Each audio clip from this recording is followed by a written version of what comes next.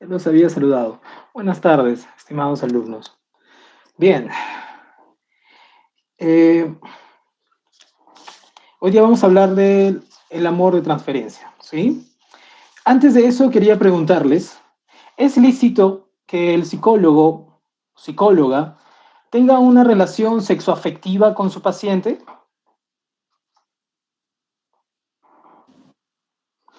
¿Ustedes qué opinan?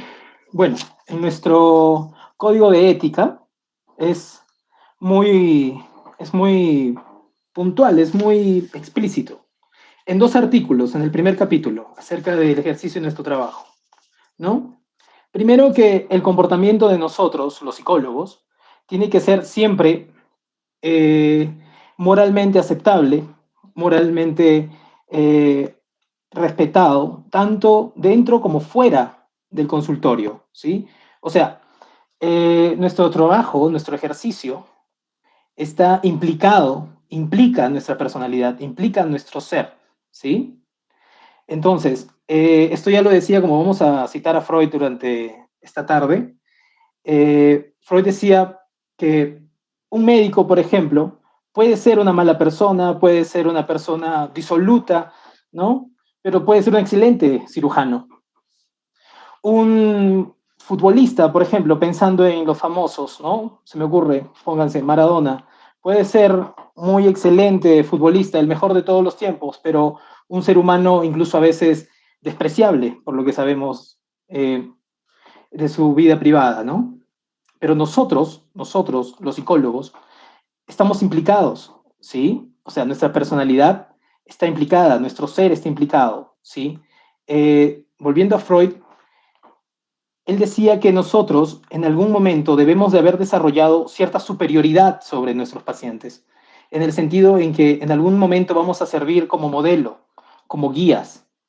Tal vez nunca alcancemos el desarrollo de nuestra personalidad o de nuestro ser, tanto como se lo invitamos a realizar a nuestros pacientes, pero siempre es necesario haber desarrollado algún tipo de superioridad, ¿sí? En algún ámbito de nuestra vida.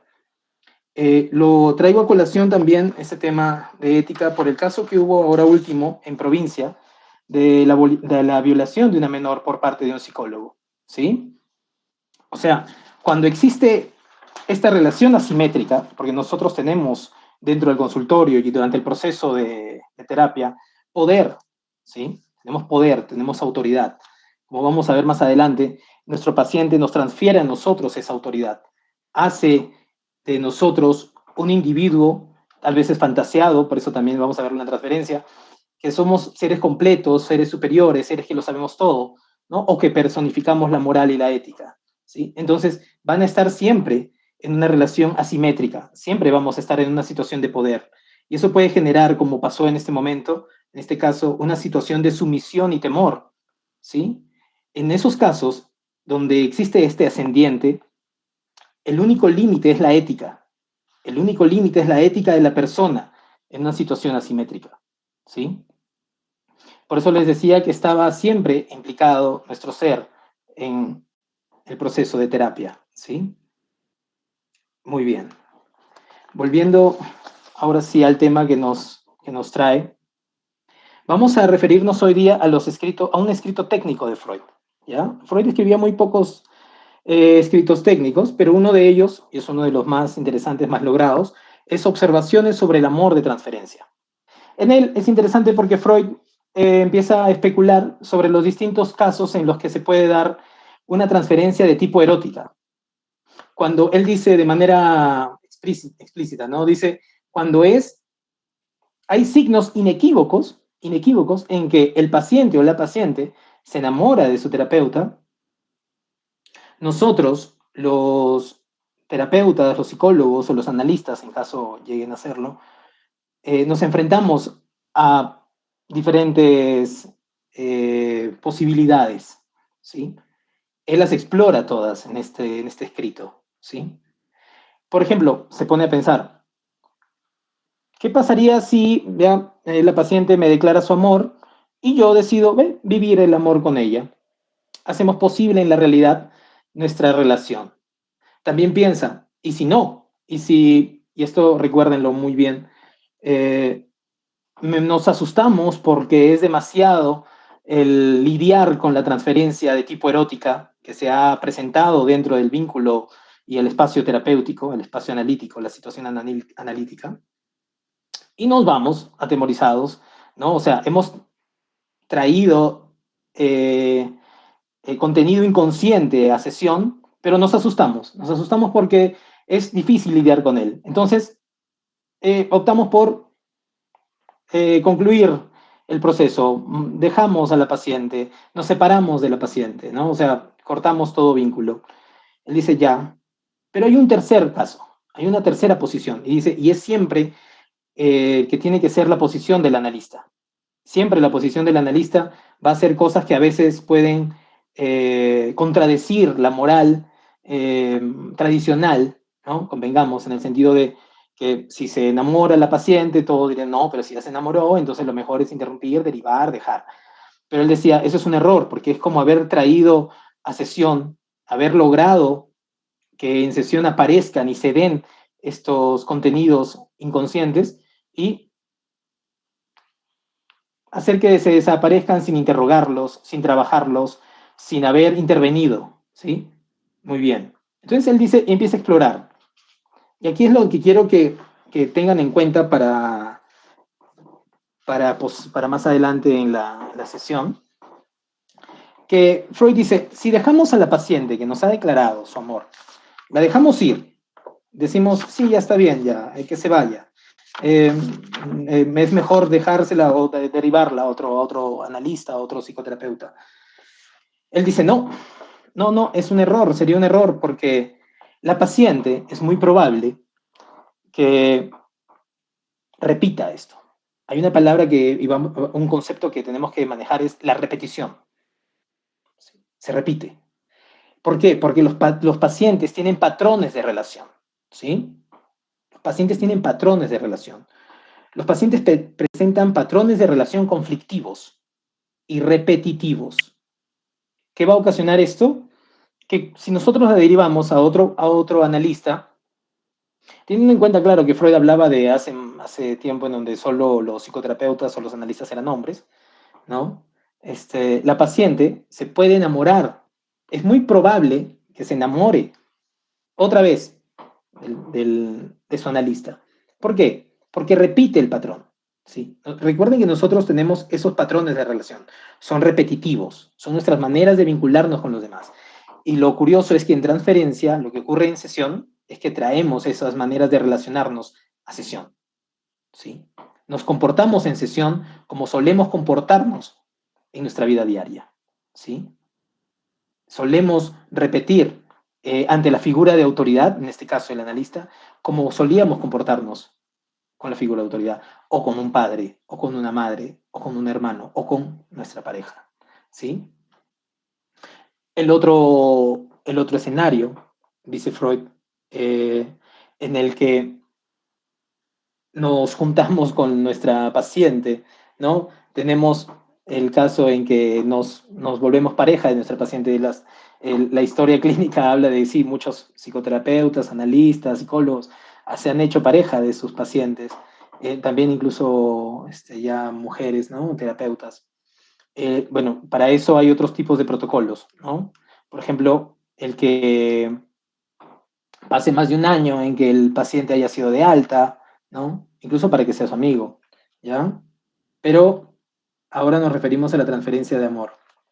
El otro caso es que nosotros nos hagamos cargo dentro de la sesión de la transferencia, de los contenidos inconscientes del paciente, ¿ok?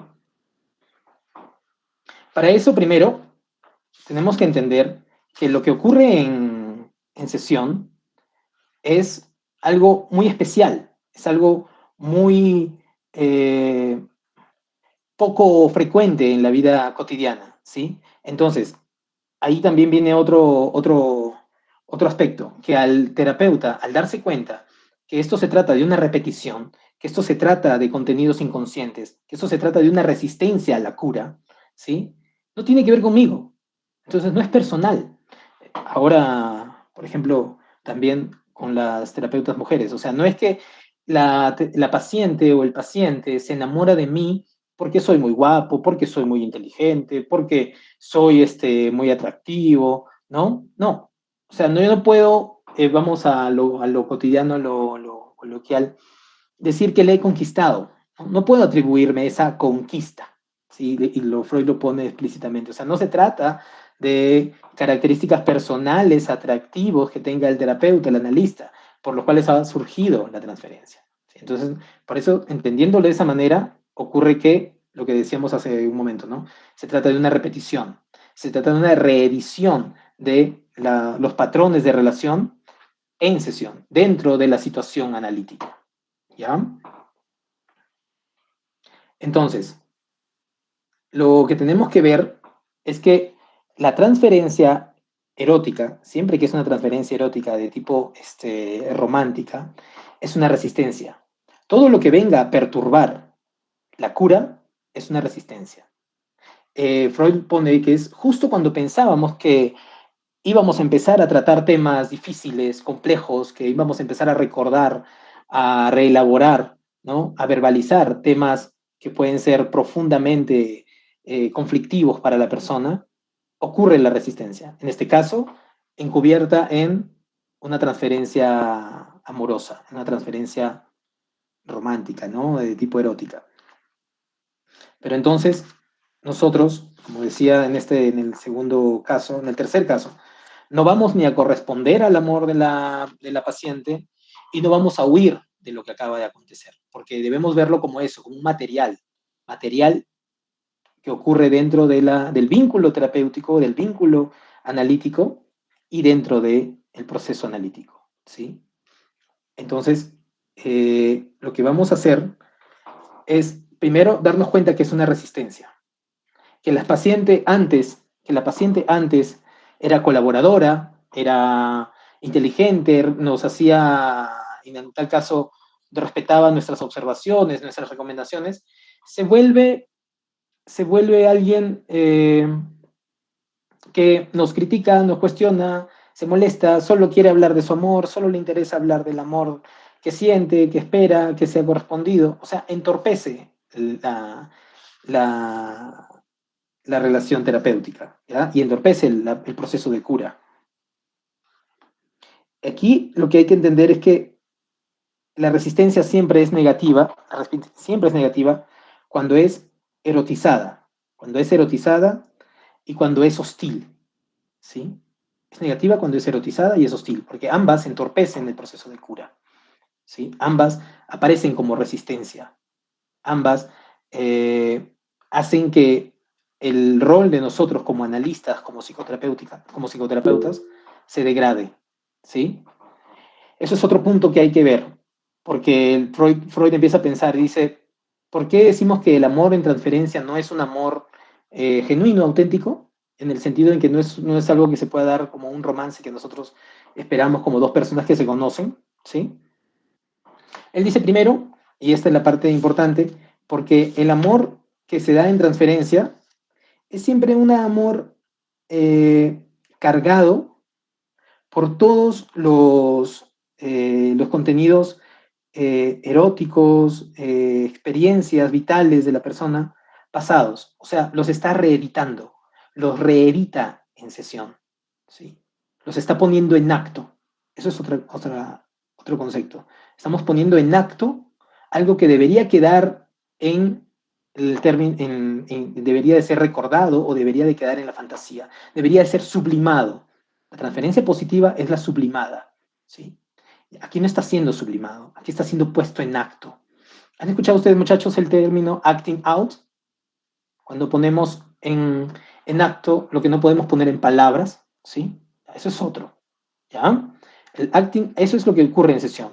Estamos actuando, estamos repitiendo, ¿sí? No hemos sido capaces de sublimar, ¿sí? Entonces, lo que les decía en cuanto a por qué no es un amor, el amor de transferencia no es un amor, digamos, genuino, normal, ¿no? Lo voy a citar. Es un enamoramiento que se compone en su totalidad de repeticiones y ecos de reacciones anteriores e incluso infantiles, ¿ya? lo que quiere decir, y también Freud lo piensa, porque Freud es un gran pensador, no es algo que se nos pueda ocurrir a nosotros, él dice, ¿y qué amor no es una reedición de ecos, de repeticiones, cuando no ponemos en el otro cosas que proyectamos? ¿No? O sea, siempre el amor es así. El punto aquí, el punto aquí, decía Freud, es que se vuelve visceral. O sea, ¿por qué? Porque el amor como lo entendemos nosotros es cuando ocurre el cuidado, el respeto, la admiración. Aquí lo que ocurre es que lo que quiere la resistencia es doblegar al analista, degradarlo, ¿sí? Doblegar su autoridad y degradarlo, llevarlo al puesto de amante. Y en eso, una vez convertido en amante, ya no trabajamos. O sea, aquí el punto, lo importante es que erotizando el vínculo, se elimina al analista. Entonces ya no se trabaja, entonces ya no se busca la cura. Porque también hay una fantasía, ¿no? Esta fantasía de, si estoy con el terapeuta que se supone que lo sabe todo, que sabe cómo solucionar mi problema, que sabe cómo hacerme sentir bien, entonces mejor estoy con él. Y él sabrá hacerme sentir bien, cuidarme, sabrá cómo lo que es mejor para mí, ¿sí? Ese es el punto. Por eso es que Freud dice, esto no es un amor genuino, ¿sí? Porque también va desde el punto en que intenta doblegar la autoridad y degradar la posición del analista, ¿sí? Bien. Entonces, aquí vamos a otro punto importante de por qué no abandonamos la sesión. Y esto me lleva a algo que quería mencionarles, como algo que no sé si lo han escuchado antes. ¿Han escuchado a Carlos Alberto Seguín, el Eros psicoterapéutico? Ya que hablamos de la relación terapeuta-paciente, es un médico psiquiatra peruano, introdujo el psicoanálisis en el Perú, y él hablaba del eros psicoterapéutico. ¿Por qué? Porque así como el título del texto técnico de Freud, el amor de transferencia, la transferencia es amor, sí, es amor, pero como les dije, tiene que ser una relación eh, que no está atravesada por el erotismo, que no está atravesada por lo romántico. Decía Seguín que nosotros, en nuestro eros terapéutico, tenemos que amar al paciente, quererlo, pero como un ser humano. ¿Sí? O sea, amamos en él al ser humano, queremos el bien para él. Entonces, el eros psicoterapéutico, dice él, debe hallarse libre de autoridad, de tendencia de posesión, de identificación, de dogma y de querer que el paciente haga lo que yo creo que es lo correcto y evidentemente de atracción sexual. ¿Recuerdan lo que les dije que Freud decía que nosotros teníamos que ser superiores en algún ámbito de la vida para en algún momento servir de modelo y guía a nuestro paciente? Seguín lo expresa también de esta manera. Él decía que solo nosotros, teniendo cubierto diferentes ámbitos de nuestra vida, los diferentes ámbitos de nuestra vida, el sexual, el romántico, el amical, el familiar, ¿no? No vamos a convertir a nuestro paciente, ya viene lo de la contratransferencia, no vamos a convertir a nuestro paciente en nuestro amante, en nuestro amigo, en nuestro hijo, en nuestro padre, en aquella persona en la que necesitamos depositar ese tipo de amor, y menos en nuestra pareja. No lo vamos a convertir en eso, ¿sí? Porque hemos logrado cubrir eso. O sea, nosotros, tanto Freud como Seguín dice, nosotros trabajamos siempre al filo de la navaja. Freud lo dice que siempre trabajamos como químicos en un laboratorio, con sustancias volátiles, ¿sí? Pero nosotros siempre y que tengamos nuestro desarrollo personal lo más logrado posible, para eso tenemos que llevar también nosotros psicoterapia, habrá recorrido el camino que vengo, o a veces hasta incluso me han dicho, te pago por escuchar mis chismes, ¿no? Porque soy chismosa, ¿no? O te dicen, no sé, eso que dices no me parece todo, pero en el sentido en que, ojo, eso es correcto, te pueden contradecir, te pueden decir, hasta es más, nosotros tenemos que invitar al paciente a que sea lo más honesto posible. Eh, pero todo el tiempo es crítica, todo el tiempo es intentar ningunear la terapia, ningunear nuestra posición y todo. Entonces, nosotros más bien no debemos tomarlo como algo personal. Nosotros somos como una pantalla, ¿sí? En sesión nosotros somos como una pantalla sobre la que el paciente proyecta todo su contenido emocional, psíquico e inconsciente. Nosotros no somos ahí nombres propios, ¿sí? Nosotros cumplimos una función, somos una fórmula ahí, ¿sí? Incluso hasta eso existe, pero luego lo conversamos. No somos personas, nombres propios, nuestro yo no está ahí, ¿sí? Entonces, el ataque, así como que venga y diga, ay, qué guapo que está, qué guapa que está, qué inteligente que es, no, usted sí siempre lo sabe todo, ay, no, qué bueno que es, ay, no, sí, ya me sané, ¿no? No podemos tomar como que, ay, sí, qué bien, miren, qué buen psicoterapeuta que soy, ya la sané en 2 sesiones. No, ¿sí? Igual no puedo tampoco como personal cuando viene con la agresividad.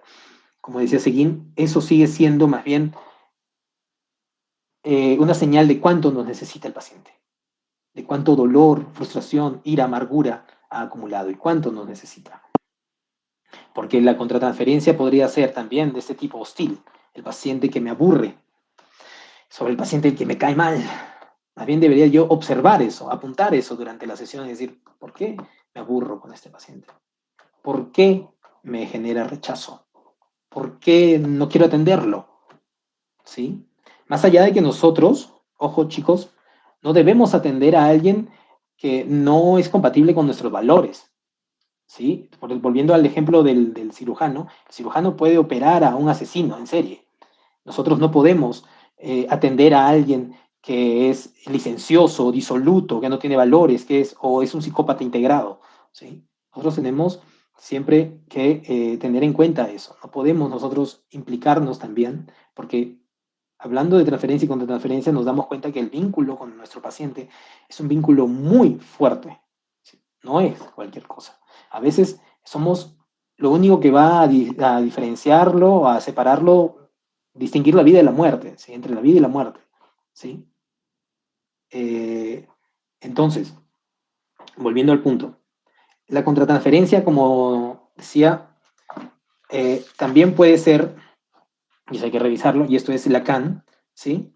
En Intervención sobre la transferencia, en los escritos 1, Lacan dice, lo voy a citar, la contratransferencia, definida como la suma de prejuicios, de las pasiones, de las dificultades e incluso de la insuficiente información del analista en determinado momento del proceso analítico, ¿sí?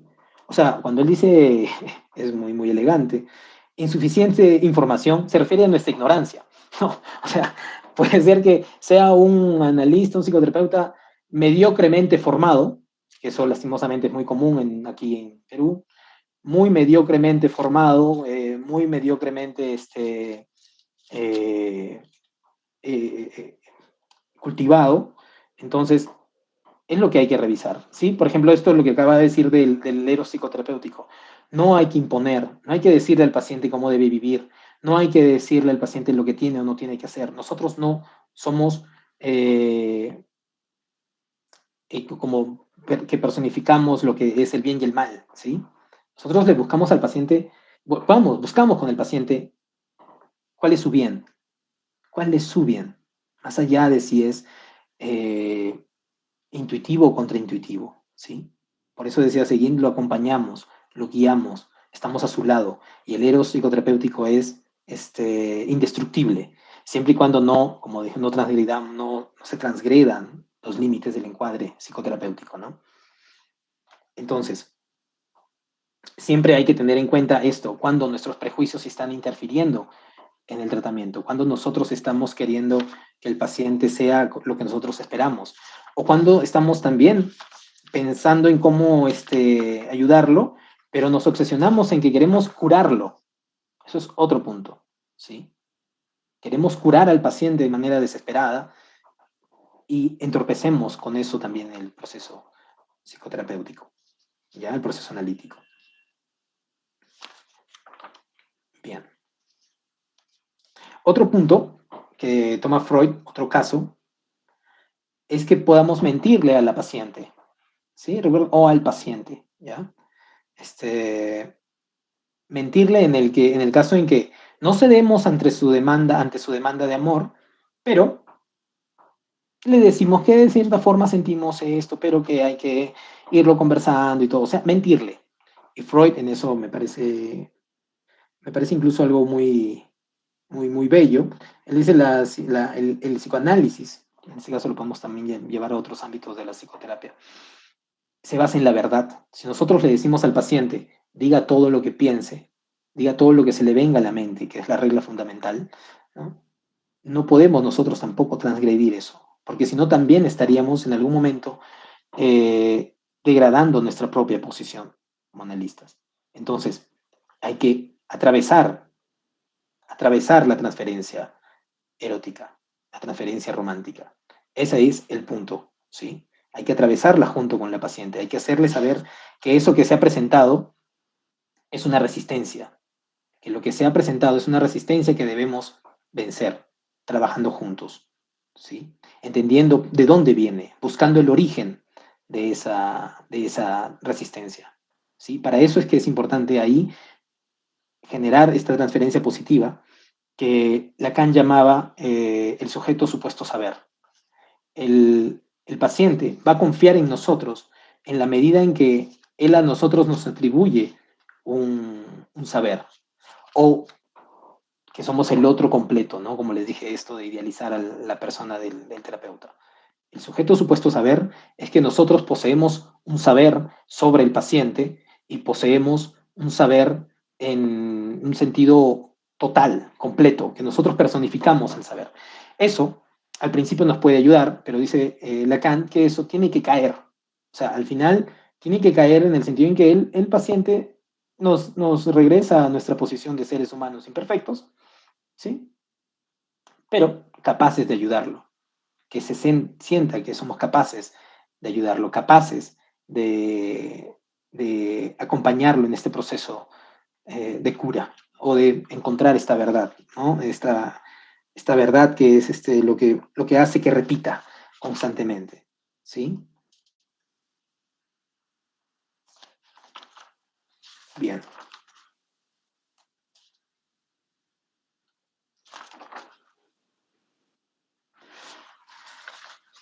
Entonces, como les decía, es una gran oportunidad que, que que el paciente muestre en sesión, que se dé en sesión y no se dé en otra parte. O sea, que la repetición ocurra en sesión.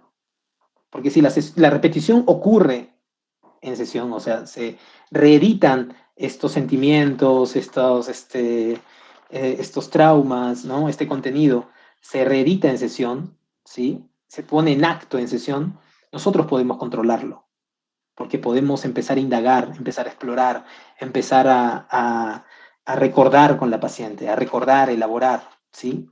Y repetir, pero repetir en sesión para poder contenerlo, ¿sí? Bien. A esto nos ayudará, como les dije, lo de la contratransferencia, revisar siempre nuestros propios prejuicios, nuestras propias deficiencias, nuestros propios límites. Sin embargo, también, como les decía, la transferencia en algún momento fue vista siempre como un obstáculo, fue vista siempre como algo que perturba la cura. Pero como les dije hace un rato, la transferencia es amor.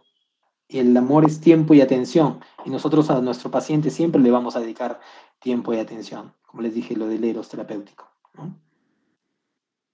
Pero no cargado de erotismo, ¿ya? Lo que ocurre, y hay que tenerlo siempre en cuenta, es ser conscientes de por qué pasa esto, ¿no? Una vez una paciente ocurrió, y esto para traer un caso de la clínica, ¿no? Eh, yo atiendo a pacientes con desregulación emocional, emocionalmente inestables, ¿sí? Que pueden ser pacientes que a la medianoche te llaman que se van a hacer daño, quieren lastimarse, o están en la calle desorientados y no saben por qué ocurrió, ¿no? O sea, tienen estos episodios de disociación, ¿ya? Y ocurre un día que me llama una paciente y me dice, Paul, ¿tienes algo que decirme? Y yo, ¿eh? No, ¿tienes algo que decirme? No entiendo. ¿No? Y me dice, esta energía que tú has creado. Y yo, ¿energía que yo he creado? ¿Ya? Explícame, ¿no? Y me empieza a decir, ella cree en estas cosas no sé, pues estas cosas de la energía cuántica y estas cosas, ¿no?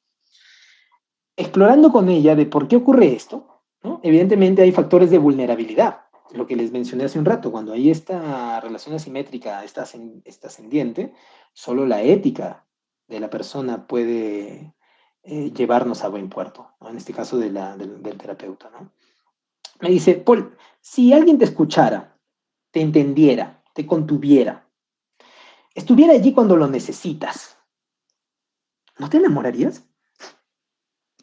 ¿No? O sea, yo te llamo cuando te necesito, te llamo cuando me siento mal, me contienes, me hace sentir bien. ¿Por qué no me enamoraría? ¿Mm? Entonces yo me di cuenta de la energía que había creado, ¿no?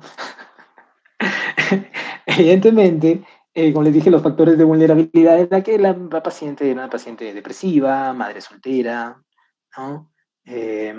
Estaba muy angustiada por el futuro de su hijo. Entonces pueden verse, ¿no? En qué roles quería ella implicarme a mí, ¿no? Entonces tuvimos que atravesar eso, hacerla consciente de eso. Evidentemente hubo un malestar porque lo primero que sienten es rechazo. Y ahí viene el otro punto.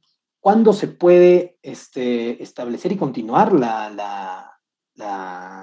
el proceso de trabajo, el proceso hacia la cura? Cuando la persona también muestra esta disposición a darse cuenta de que esto que ocurre no es algo para nada normal, para nada es poco frecuente, es inusual, ¿no? Es algo que moralmente no es aceptable, ¿no? Y está abierta a trabajarlo. Para esto, evidentemente, tiene que también saber respetar a la persona del terapeuta, ¿no? O sea, en este caso, saber que jamás yo me iba a aprovechar de ella, ¿sí? Jamás iba a aprovecharme de su vulnerabilidad para obtener algún beneficio, ¿sí? Pero como les digo, primero está esto, ser conscientes de que este espacio, sobre todo cuando trabajamos con personas, por ejemplo, víctimas de violencia, ¿no? También, que pueden verse acogidas, contenidas, ¿no? Y generan, porque emocionalmente son inestables, ¿no? Entonces, primero lo que les decía al principio, como les decía ya el viejo Freud, no se trata de que eres guapo, eres inteligente, o eres guapa, eres muy inteligente, ¿no? Se trata de la situación misma, ¿no? Que crea estas condiciones, ¿ya? Pero hay pacientes que no quieren y se sienten rechazados, se sienten ninguneados, agredidos, sienten que uno es un canalla que no quiere hacerles caso, ¿no? Y sí, puede volverse una situación muy molesta. En esos casos definitivamente hay que cortar, ¿sí? Hay que cortar, hay que intentar derivar o cortar el proceso y dejar de ser el terapeuta de estas personas, ¿no? Porque no quieren participar, porque están en este momento obsesionadas con esto, ¿sí? Y no van a ceder, ¿sí? Si no ceden, si no en una, dos, tres sesiones no ceden, quedan ahí pendientes de esto, solo quieren, como les dije, hablar de su amor y que no es correspondido, lo mejor es dejarlo, ¿ya? Bien. Lo otro es cuando les dije lo de la transferencia positiva, cuando es sublimada, cuando el paciente ha sublimado sus sentimientos por nosotros y nos ve como alguien capaz de ayudarla, como alguien habla bien de nosotros, ¿no? Y se muestra colaboradora, ¿no? Les decía esto porque ahí la resistencia, la transferencia nos es útil. Incluso hay un tipo de psicoterapia que se está estudiando, que no es muy famosa ahora, que es un tipo de psicoterapia basada en la transferencia, ¿sí? Para pacientes eh, con trastorno límite de personalidad, ¿sí? Sobre todo por estos temas del apego y todo eso, es necesario que exista la transferencia. O sea, no es que, si la pregunta es, Paul, ¿debe haber o no debe haber transferencia va a haber sí o sí. En el mejor de los casos es que sea una transferencia sublimada, para que la alianza de trabajo permita eso, trabajar, ¿sí? La paciente se muestre confiada, sepa que tú eres capaz de ayudarla, se sienta segura contigo, capaz de exponerse en sesión, exponer su vulnerabilidad, ¿sí? Y saber que está segura, que va a ser comprendida, que no va a ser juzgada y que no vamos a intentar sacar ventaja de esa situación, ¿sí? Necesitamos. de la transferencia. ¿Sí? No se puede trabajar sin transferencia. ¿Sí? Entonces, por eso le decía al principio, de los conceptos, tantos como los de Freud, de Lacan o de otros autores, la transferencia era un obstáculo. Pero luego otros estudios hacen que la transferencia sea más bien algo que podemos trabajar, es el motor del trabajo, ¿sí? Analítico, ¿sí? Como les digo, es el motor, es lo que nos va a garantizar el éxito del proceso, ¿sí? Bien, algo más que quería mencionarles.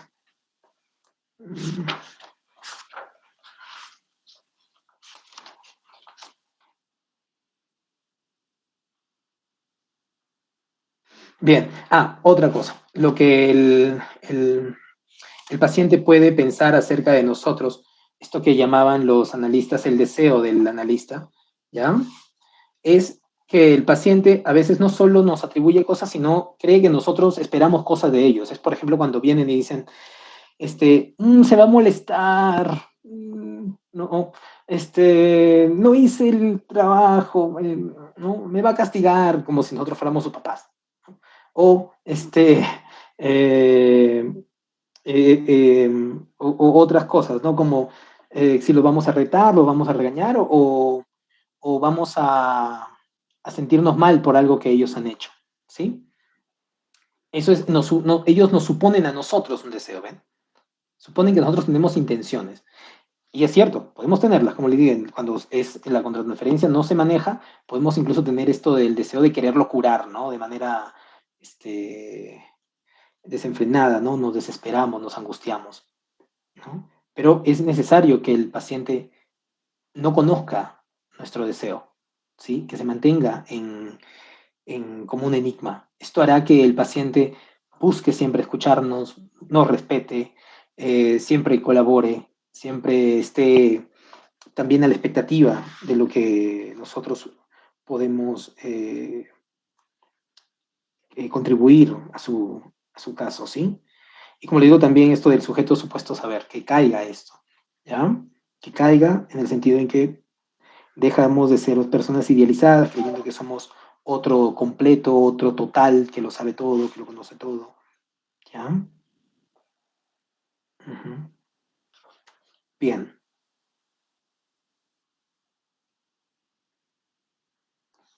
bien, creo que eso sería todo por ahora, muchachos. ¿Tienen alguna pregunta, algo que quieran que les aclare? Levanten su mano virtual, por favor, para realizar algún tipo de duda o cosita que tengan al ponente.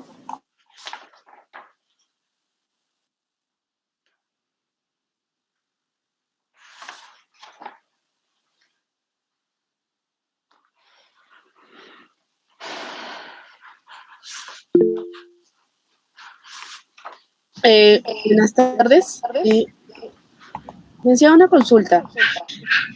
¿Cómo se debe de comportar el analista para que no pueda fracasar en la situación sobre su paciente que debe de continuar una cura, ¿no? A pesar de esta transferencia amorosa que puede existir. Bien, bien, bien. Bien, trajiste algo que se me olvidó mencionar. Muy bien, genial. Mira, como te decía, esto de ser guía y modelo, Freud decía que nosotros, mira, no lo apunté, lo tomé para estas notas. De los términos que usa Freud a veces pueden sonar duros, pero hay que entender la época, ¿ya?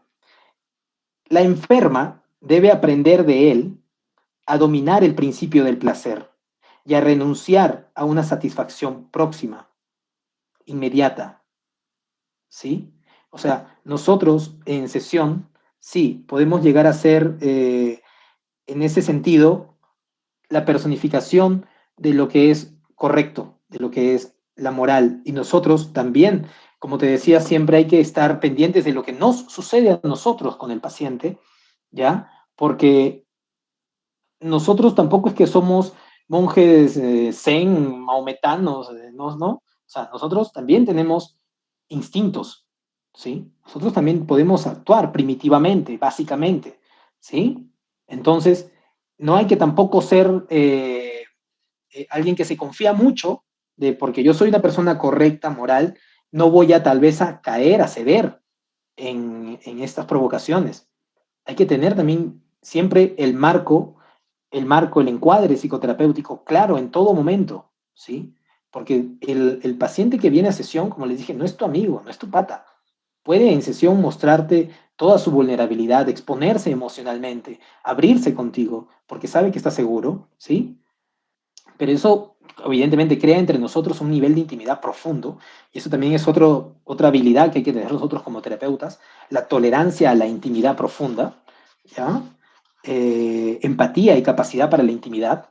Por eso es que, por ejemplo, les dije, no asustarnos cuando ocurre esto, no sentirnos intimidados. Por eso hay que tener esta tolerancia a la intimidad profunda. Y segundo, mantener el encuadre, siempre saber que estamos nosotros enmarcados dentro de la alianza terapéutica. Soy tu psicólogo y mantengo ese rol siempre, ¿sí? Por ejemplo, les decía esto de que yo atiendo a pacientes que a veces me llaman, pero yo no es que me pongo a conversar con ellos, sí, ¿cómo estás? Cuéntame, ¿no? Yo les doy instrucciones. ¿Qué estás haciendo? ¿Dónde estás? ¿Qué estás pensando? ¿Tienes a un compañero cerca? ¿Sí? O sea, doy instrucciones. Yo no me pongo a conversar de, a ver, pobrecito, cuéntame, ¿no? O sea, yo no soy su amigo. Y él me llama para mí, para algo específico, que cumple esa función. ¿Sí? Vi una pregunta, por favor. ¿Cuál es? En el caso que... Sí, sí, licenciado. A ver, menciona acá, en caso de que el paciente ya se enamoró del terapeuta, ¿cómo se podría resolver? Por eso le decía estos casos de dos. O sea, o la paciente se muestra, o el paciente se muestra receptivo a trabajar y a entender que esto que ocurrió es una resistencia, ¿sí? Es una resistencia en forma de enamoramiento, ¿no? Que elude la cura con su enamoramiento, o sea, y hacerle entender eso, que es material, que hay que más bien explorar y trabajar, y si el paciente lo acepta, ¿ya? Podemos seguir con el trabajo de exploración, de hacer al paciente más reflexivo, al paciente más consciente de por qué repite esto. Por eso les mencionaba al principio la compulsión a la repetición, de por qué reeditamos en nuestras diferentes relaciones comportamientos infantiles, anteriores, de nuestras primeras etapas de desarrollo, ¿sí? Y va a haber el otro caso cuando el paciente no está dispuesto, se cierra, solo quiere hablar del amor, solo quiere hablar de su demanda de amor, quiere ser correspondido, ¿sí? Entonces ahí no hay manera de trabajar, ¿sí? Se corta, se interrumpe, ¿sí? Como le digo, trayendo lo que estábamos diciendo, nosotros en ese momento tenemos que manejar el encuadre psicoterapéutico siempre, ¿sí? No podemos creer que podemos en algún caso, llegar a ciertos niveles de intimidad con la paciente o el paciente y creer que siempre lo vamos a manejar, que no vamos a caer en la tentación. Somos seres humanos, ¿sí?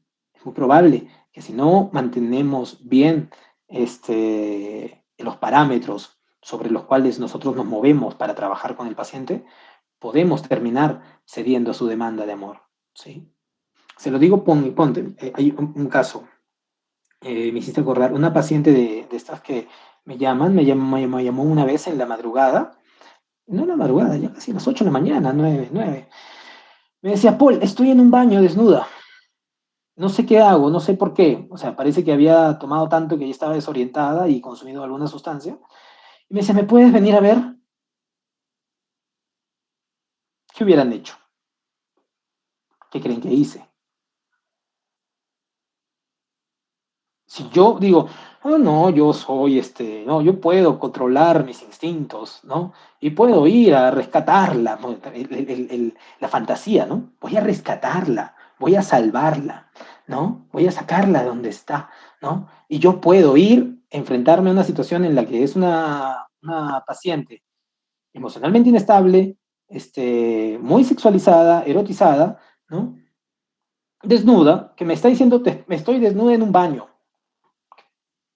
Yo no puedo ir a ese baño a salvarla, a rescatarla. Lo que tuve que hacer ahí fue algo que resintió nuestra relación terapéutica.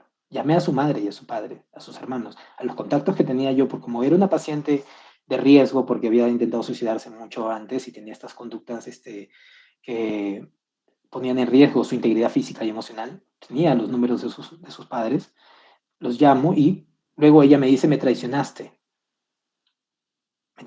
porque ellos luego la internan y todo, ¿no? Pero yo no podía, en el lugar en el que me puso, ¿sí ven? Me puso en un lugar muy incómodo, muy difícil. Yo no podía hacer otra cosa que pedir ayuda a su familia. Lo que sí podía hacer yo era, si la familia me decía, licenciado, nos puede acompañar porque luego necesitamos internarla, porque luego necesitamos, eso sí podía hacer. Pero yo solo ir, no, sí, yo voy. No. Porque si yo hacía eso con las mejores intenciones, tal vez no había en mí algún tipo mira, voy a tomar ventaja de esto. Igual, en el caso en que ella estaba ahí,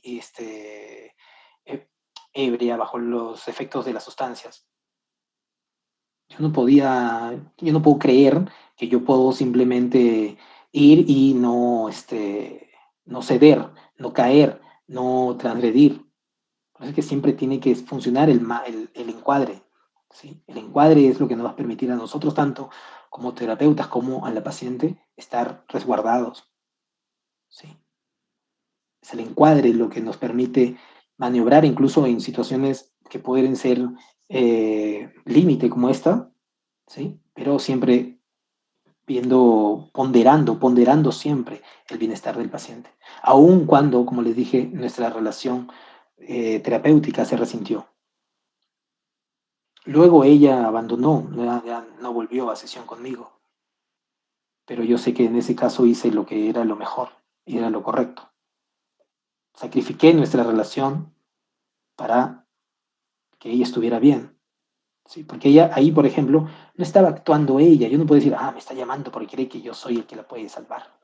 No, estaba repitiendo. Ella hace eso con todo el mundo, con todas sus parejas. Me estaba poniendo a mí en ese plan, en ese plano, ¿no? En ese rol, ¿sí? Entonces, incluso en esos casos también lo mejor es eh, que tomen parte los otros miembros de la familia que nos puedan servir de red de apoyo siempre, para resguardarla y cuidarla incluso de sí misma, ¿no?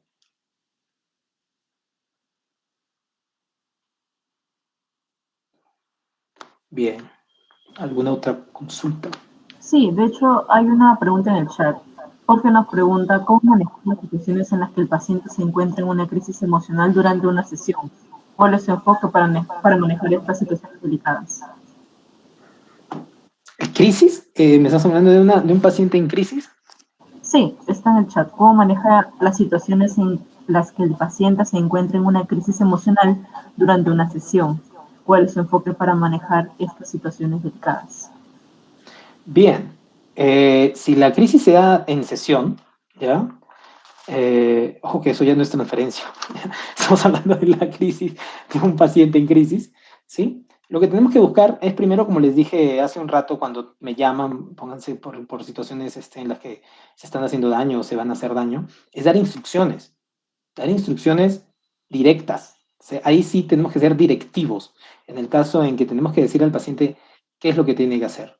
Por ejemplo, si estamos hablando de una paciente que entra en crisis, en terapia, en sesión, podemos intentar no razonar con ella, porque en ese momento no se puede razonar, porque una vez que estamos secuestrados por la emoción, por eso se habla de secuestros emocionales, el paciente no lo vamos a convencer con reestructuración cognitiva, no le vamos a hablar de, no, lo que pasa es que estás, no sé, todo, nada, pensamiento dicotómico, no, ahí no vamos a poder debatir con ella, ¿sí? Lo que tenemos que hacer es, por ejemplo, buscar cambiar de temperatura, ¿ya? Funciona mucho cambiar la temperatura del paciente para que se calme. Lo primero es las habilidades para tolerar el malestar, ¿sí? ¿Has escuchado de eso? Habilidades para tolerancia del malestar. Son estrategias con las cuales nosotros a una paciente desbordada o desregulada emocionalmente intentamos volver a estabilizarla, ¿sí? Y uno de esos es el cambio de temperatura, ¿ya? Otro es la actividad física intensa, ¿ya? Pero, por ejemplo, lo primero que tenemos en sesión es si tenemos ya un paciente que ha sido, que vamos viendo en las primeras sesiones y vamos diagnosticándolo con desregulación emocional, tenemos que lo primero que hacer es enseñarle habilidades para tolerar el malestar. Cambiar la temperatura, actividad física intensa, estimular sus sentidos a través del olor, el tacto, la escucha, ¿sí? Entonces, eso es lo primero que tenemos que hacer, ser directivos y aplicar las habilidades. Ok, muchas gracias por la respuesta. Y tenemos otra pregunta en el chat también, que nos menciona, normalmente se derivan a los pacientes cuando sucede esta transferencia. ¿Es lo más correcto o buscamos el modo de continuar con la terapia? Como les mencioné, muchachos, no sé si han estado desde que empezamos, les dije que, ya lo he dicho hace un rato también, no podemos, es contraproducente incluso, a ver, Freud lo pone incluso de manera muy teatral, ¿no? Traer a un demonio del averno, haberlo sacado, ¿no? Haberlo convocado en sesión, y luego porque nos asustamos, ¿no? Patearlo, botarlo, sin interrogarlo, sin haber trabajado, sin haber por qué ocurrió esto, sin interrogarnos, ¿no? O sea, como les dije, existe la posibilidad de trabajar, sí, siempre y cuando la paciente o el paciente se muestren receptivos, a entender que esto es una resistencia, que esto es algo que ha sido generado para perturbar la cura, ¿sí? Que no es un enamoramiento, digamos, hasta real, porque como hemos mencionado, la idealización y todo esto, el paciente no conoce de nosotros, no conoce nuestra vida, no conoce, no sabe quiénes somos, ¿sí? Entonces, en esa medida no puede ser un enamoramiento real, ¿sí? Entonces, por eso invitamos a la paciente a entender que esto es una reedición, una puesta en acto, ¿sí? De una repetición, ¿sí? Y que tenemos que saber por qué se dio esa repetición en sesión, ¿sí? Tenemos que explorarlo, ¿sí? Si ella accede a eso, entiende que es esto parte del problema y parte del proceso de cura, se puede. Si no, no. Si es solamente esas personas concretas, ¿no? Eh, Mire, por ejemplo, aquí está esto que me están preguntando. Ya vamos a citar a Freud. Obviamente él habla solo de pacientes mujeres, ¿no? Con cierta categoría de mujeres fracasará, sin embargo, esta tentativa de conservar, sin satisfacerla, la transferencia amorosa, para utilizarla en la labor analítica. Son estas las mujeres de pasiones elementales que no toleran subrogado alguno, naturalezas primitivas que no quieren aceptar lo psíquico por lo material. O sea, son incapaces de simbolizar, son incapaces de elaborar, como dice Freud, ¿no? Repetir, elaborar, recordar, ¿no? Ellas quieren algo concreto, quieren la relación sexual consumada, ¿no? Son capaces de quedarse en el pasaje de la fantasía, pasan al acto, no subliman, no subliman, sí, básicamente. Quieren pasar al acto. Y si se quedan en el pasaje al acto, por eso dice de pasiones elementales, ¿no? No toleran, no aceptan lo psíquico por lo material. Quieren algo concreto, tangible. Si es así, no se puede. ¿Sí? Se tiene que dejar, se tiene que abandonar. O se deriva, ¿no? Prácticamente derivamos, ¿no? ¿Ya? Ok, y ahora sí, la última pregunta para finalizar el webinar. ¿Cree que los estudiantes de psicología deberían de ser éticos desde ya en la aplicación, por ejemplo, de pruebas, ya que la mayoría de estudiantes, o por lo que se pueden ver, salen con alguna de esas personas a las cuales les aplican las pruebas? ¿Qué sugieren de ello? Si los estudiantes, repíteme por favor, repíteme la pregunta por favor. Sí, le mencionaba que si los estudiantes de psicología durante el proceso de formación a ser psicólogos deberían de aplicar la ética profesional o no. ¿Qué sugieren de ello? Por supuesto. Lo que les decía hace un rato, lo que decía Seguín, lo que decía Freud, nosotros somos psicólogos, vamos a la universidad que nos den contenido teórico, pero nosotros ya tenemos que tener nuestras habilidades. Por ejemplo, esto que les dije, la tolerancia a la intimidad, es una habilidad nuestra. ¿sí? Si no la tenemos, bueno, hay otros autores que explican de por qué nosotros nos convertimos en psicólogos, ¿ah? Es muy curioso, ¿no? Tiene que ver mucho con nuestras vidas, de por qué nos convertimos en psicólogos, porque hemos aprendido tal vez a tranquilizar a nuestros padres, a una madre depresiva, a un padre depresivo, ¿no? Hemos aprendido a contener, a observar, a escuchar, ¿no? Sí, a veces la experiencia misma nos formó, pero vamos a la universidad a recibir ese contenido que es muy valioso, el contenido teórico, ¿no? Sí, desde el principio nosotros tenemos que ser éticos, siempre, como les dije desde temprano, ¿no? Nuestra personalidad está implicada. Nosotros, por ejemplo, no sé si han visto, es de mal gusto este ejemplo, pero ya.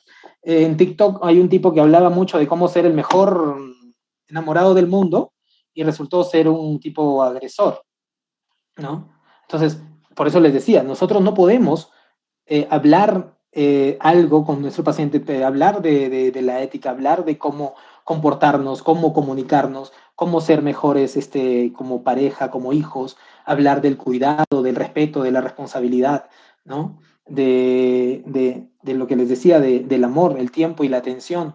Y resulta que nosotros como pareja somos unos desgraciados, unos infelices, ¿no? ¿No? No, o como amigos, alguien que se aprovecha, que usa al otro, que lo ve como un instrumento para sacar ventaja. No, no.